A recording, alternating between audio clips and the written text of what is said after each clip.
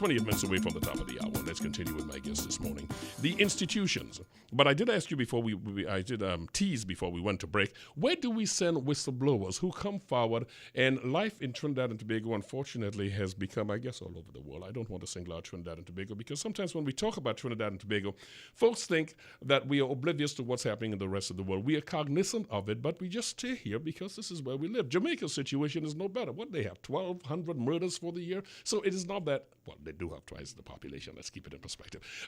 But at the same time, when you put the emphasis here is because this is where we live and that's what we're talking about. It's dangerous here. Folks are wondering in big cases where they see life being snuffed out. I mean, it cannot go, and this is not necessarily a comment. It just happens to be an observation. Same thing? Okay. Because you look at what happened in El Socorro recently when allegedly this young police officer is one who is a witness against other cops who are facing charges. And you say, hey, man, I want to talk about this, but, I'm really scared because my life is in danger. Where do we send whistleblowers? Because still in the context of the whistleblowers, after they come forward, they have to wait on the judiciary. That could take some time. And even if they didn't, they are in danger. Where do we send them? Yeah. The thing is, the first point I'd like to make, Rennie, is I don't see whistleblower protection in its truest sense as having to isolate the whistleblower and disrupt their lives. So the whistleblower protection in a perfect state would actually allow the whistleblower to continue their lives, their livelihoods to flourish. Because what they are doing is a good thing, and therefore the society should be welcoming it. Gotcha. But that needs a whole set of other things to happen.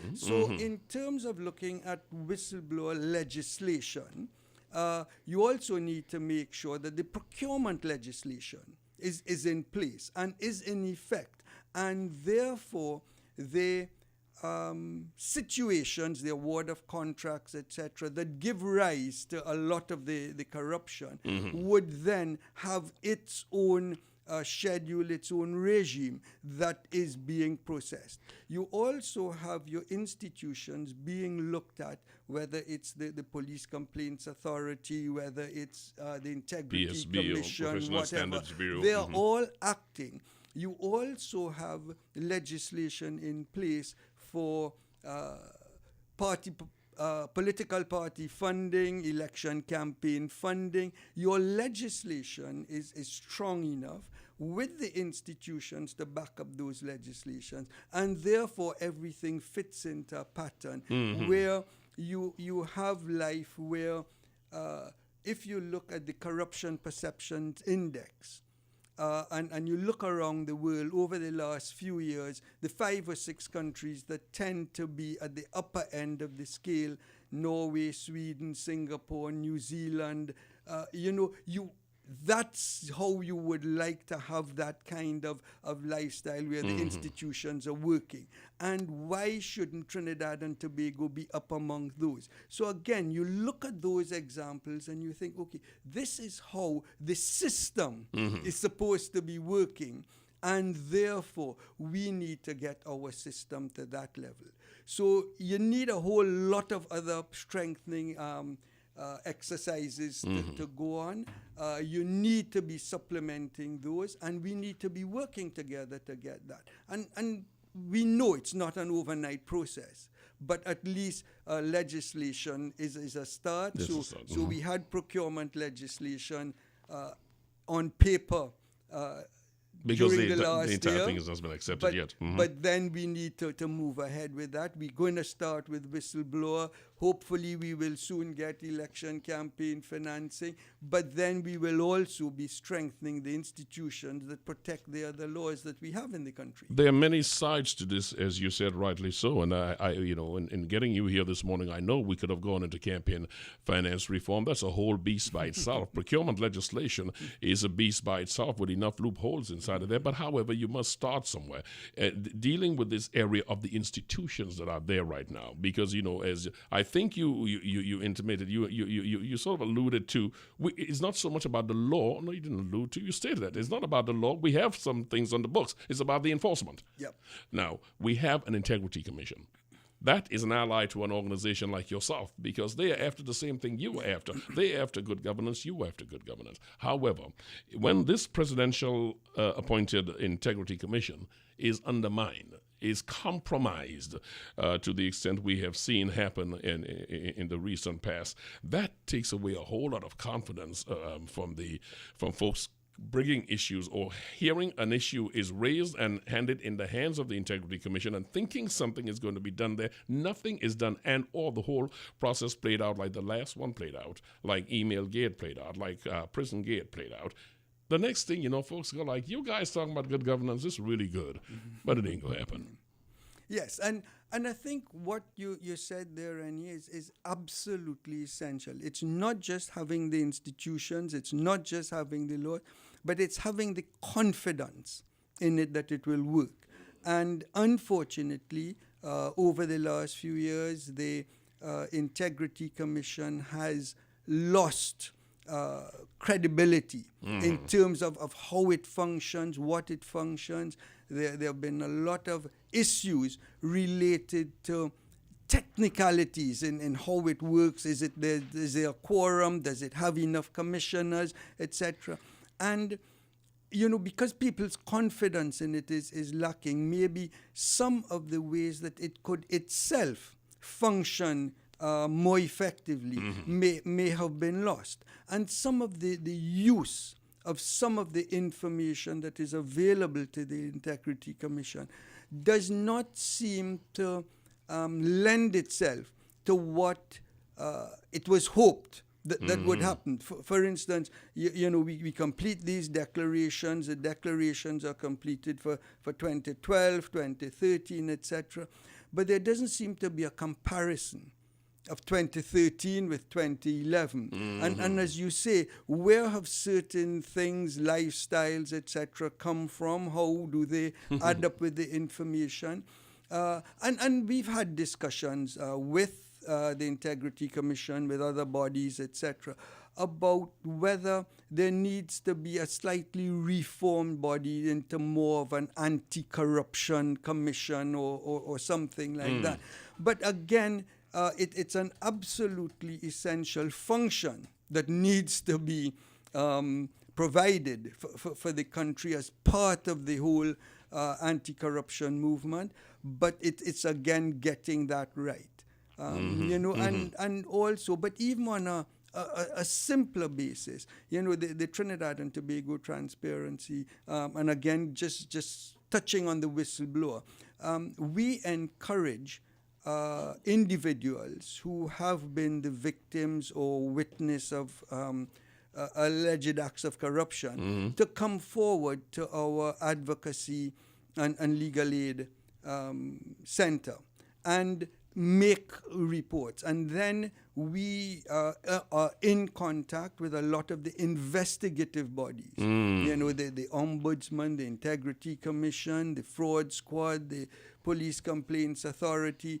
And, we can collaborate with those in feeding information into the system. But again, it comes back to the whistleblower protection. That is heartening to know, because you come like a one-stop for a lot of people, because you can direct them if you don't take the action yourself. So let's talk about the Institute. First of all, how can folks get more information on the Institute? How can they contact? What is the process of filing the information? Give me the 411 on that. Right, sure. The contact information is, email is admin@transparency.org.tt, admin@transparency.org.tt.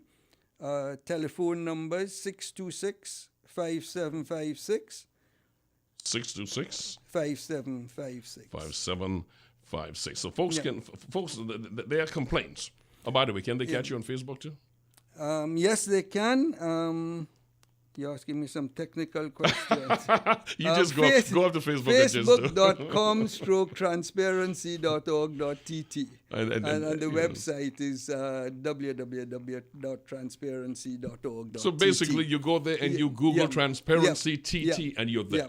And again, you can also get a link onto Transparency International if you want some comparisons. And I have done that. It's a one-stop shop. But it's very important that we reiterate what you said. Folks, if you have something that's concerning to you, you see something wrong in business, you see something wrong in governance, you can go to the Transparency Institute. You can call them at 626-5756. That's right. If you don't take it yourself, then you will direct them where to go. Yeah. Well, and again, maybe it starts with a conversation with us, whether on phone or come into the office. So again, it's a starting point. We also need volunteers, members, and as I say, we also have a youth membership.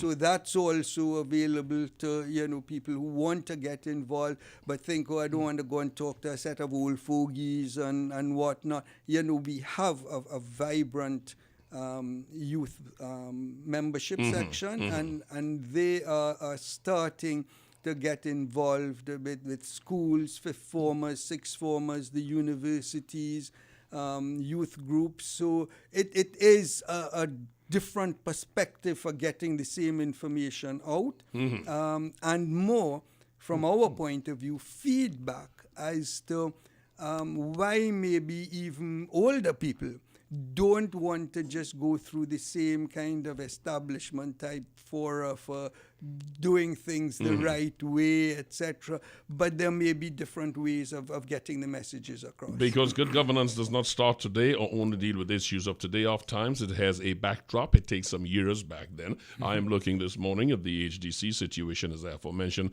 where 8 executives were sent off. There is discussion of about $10 billion allegedly by Ms. John that was misused back in 2007. My question and the reason for raising that is not only that, but even in past governments, and I don't mean just the last PP government, I mean past governments, where folks have information of abuse. Up till what time, someone come into your organization, up till what time will that be pursued? Like how far back? Well, I think we are open. Again, there may be certain things that may or may not be governed by statute of limitations. Right. But again, we want the information. We think it needs to be put out in the open. And certainly, if they can be investigated, they will be. Unfortunately, Trinidad and Tobago Transparency Institute is not an investigative body.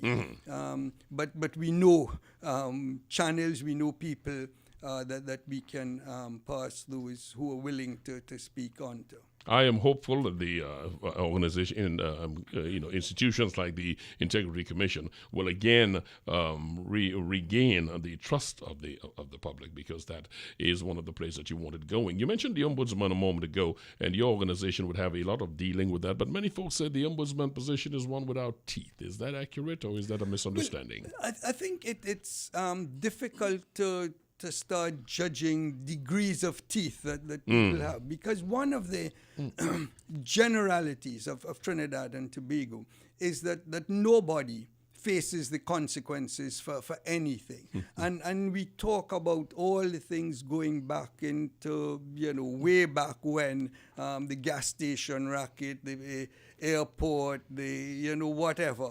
And we just seem to have an amalgamation of those things, one almost leading into the other. And we can't point back to anybody who has borne the consequences.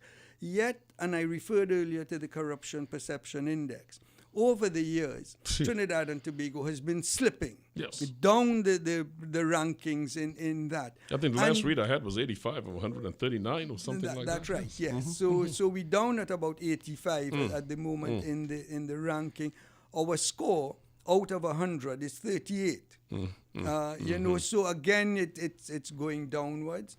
And yet, we have no example to point to at which a racket or whatever was broken, and these are the consequences of it. And while I'm not advocating that everything has to end up with somebody going to jail or whatever, but there must be consequences for actions, and that needs to be part of it. So if our actions are seeming to be more corrupt, then there needs to be more examples of where we have corrected that. It makes no sense to have somebody 10, 15 years ago and saying that corruption is rampant on the port, and yet you have the same people running the port. I mean, it just does not make sense. You did allude earlier to the Revenue Authority, because that is felt, at least it is trumpeted by the Minister of Finance, as the body that is going to ensure not just the best collection of taxes. That's part of the dishonesty we're talking about, those who don't pay taxes. Not only will the Revenue Commission deal with the issue of taxes, but also in the area of VAT, folks who collect it and don't in fact pay it. But they are the ones going to do that reconciliation we spoke about, income to wealth. And hopefully they follow after the kind of RICO statute sort of thing in the United States, racketeering legislation that allow them to go and look into the family earnings and everybody. So, you can't just hide it somewhere. But the Revenue Authority, are you optimistic that they will in fact achieve, in addition to just collecting the taxes, ensuring there is compliance, but they will be able to bring about some of that accountability we're talking about this morning, looking at income to wealth? Yeah, well, we need to ensure that whatever you call it, whatever mechanisms you set up, are set up so that they actually work to do what they're supposed to do. And one of the things that we can point to as an example of having the reconciliation of income coming in and monies being spent or monies being received, I think, is the Extractive Industries Transparency Initiative. The Trinidad and Tobago has just been accredited full status into the EITI, and it is a small group of really energy-based economies. Break down the acronym again for me, please. EITI? Extractive Industries Transparency Initiative. Okay.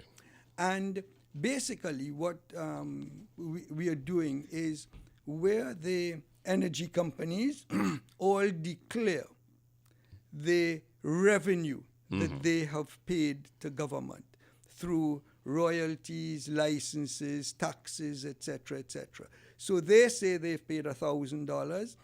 Government, through their revenue reporting systems, must say, yes, we have received $1,000. Or if we've only received $990,000, where has there the 10? What is the discrepancy in the 10,000? So that's a start in us as a country guarding the patrimony we have in our energy resources, and therefore it's a start. We need to broaden that into all the extractive industries, the quarrying, the mining, etc. So it is getting there. There are very few countries around the world who belong full-time to this, and so it's a feather in our cap. But it's an example of what could happen, and we need to make sure that that's working properly, and then we can have that as an example for the wider scale of things. But yes, we need to be able to reconcile all our accounts. I know you had to adjust your schedule to get here, and one of the things I put as my selling point to Mr. Murray to get him to do that adjustment was, outside of his understanding of the importance of getting this forward, is the issue that we need not only organizations like his, like Disclosure Today, but we also need people to understand what you're doing, get a clear understanding of what you're doing, and to understand that we're not asking a favor when we ask SIS to explain why you're on agricultural land when you're not paying for it. That we're not asking a favor when we say, Chaguaramas Development Authority, you decide to use a historical landmark for this country. This is part of the patrimony you talk about. You using that and putting up a hotel. This is our history here. We want to discuss this.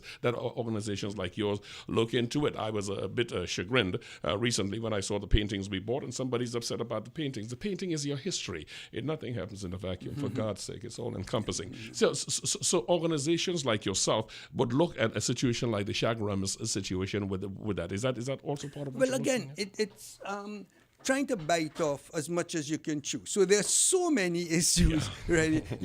And we have very limited resources. So therefore, we try to undertake what we transparency could do. But however, and where we and many of the other organizations are not as effective or as efficient as we should be, is working together.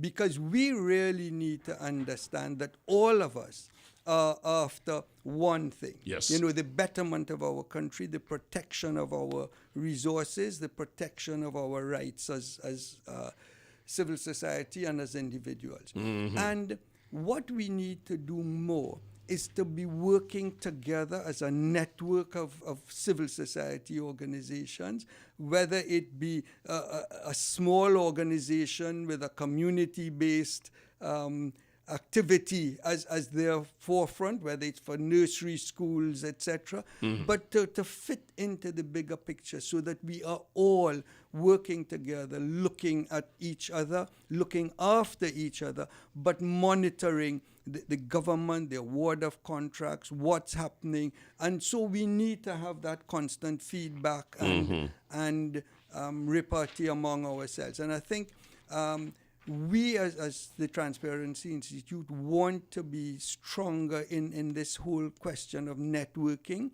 and also in interfacing with the government, the opposition. We've always done that, and we've had the cooperation, but that's one aspect of it. I think we need to go a little further and be a little more assertive and proactive in doing that in the future. Media can report a lot of things. We can echo a lot of frustrations. We can articulate a lot of questions, but you need advocacy organizations like yourself to follow through. We unfortunately deal with a sort of a news cycle that after 3 days we move on to something else because the world has moved on. But organizations like yourself, and that's why it is most important that folks have a very clear understanding as to what your organization and organizations like organizations are doing, and the ease it is to get in touch with you. Do you have any reach out? For instance, I should ask you, what is the Transparency International Trinidad and Tobago working on right now as far as reaching out to get more people involved in understanding what you're doing? And that's the reason we have you here, because we want them to know what you're doing. But is there a reach out going on? Yeah, I think what we do last Wednesday, for instance, the 9th of December, was Anti-Corruption Day, International Anti-Corruption Day.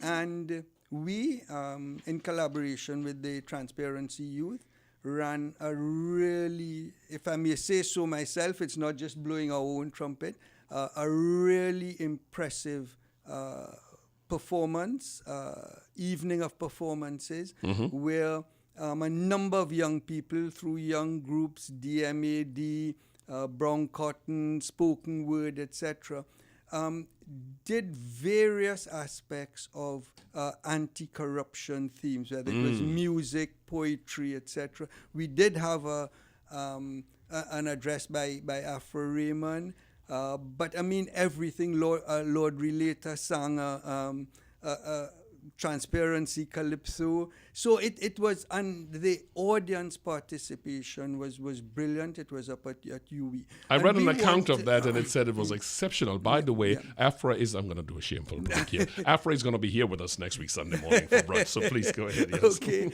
And we want to do more of those community outreach things. And maybe, again, through the youth initiative, we also have found that maybe, screening some of those things and putting them out on YouTube might be a way of reaching a wider group of people. You're doing all the right things for me, because this interview will be available on YouTube as of Wednesday morning. Okay? Well, you need to let us know so we can advertise it among our membership. But we certainly need people to join, but not just join to say, we become a member, we'll pay you your $250 a year, but we want people's experience, expertise to come and volunteer their services in their particular areas of expertise and to help us to move forward and become more effective. You go to Google and you hit Transparency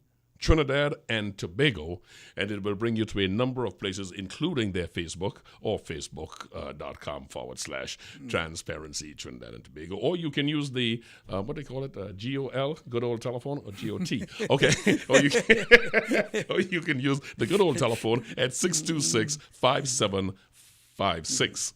Deryck Lance Murray, for your contribution to Caribbean sports generally, you are saluted. For your resolve to continuing doing something for your country and for the wider region through being chairman of the Trinidad and Tobago Transparency Institute, I salute you doubly.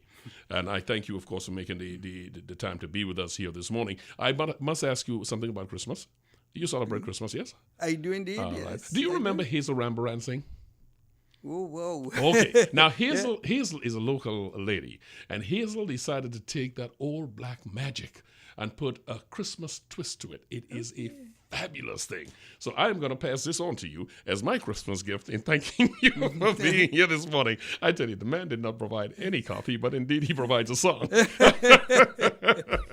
I thank you so much for joining us this morning. Thank you very much Have for yourself having a wonderful me. day. Thank you. Do Same not to be you, a stranger. I'll be and coming back at you. Great Christmas to you in Trinidad and Tobago.